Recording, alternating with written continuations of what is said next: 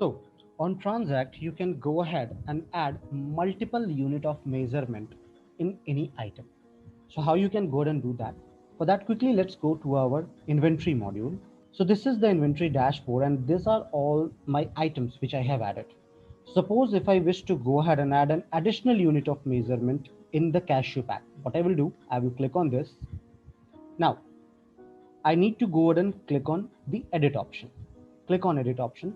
Here in the unit of measurement, you can see that the base unit of measurement is grams.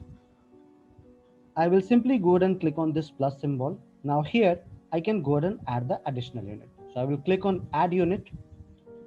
I wish to go ahead and add the kg as my additional unit.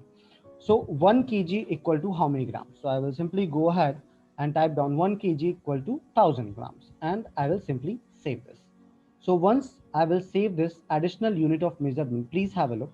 So this will be the conversion which will be displayed, and same you can see while making any document. So simply click on save here. Now this additional unit of measurement is added in your item. Once at the time of creating the document, you can simply go ahead and select in the unit of measurement field, and you will see the grams option as well and kg option as well. I hope it helped you out in adding additional unit of measurement for an item. Have a good day ahead.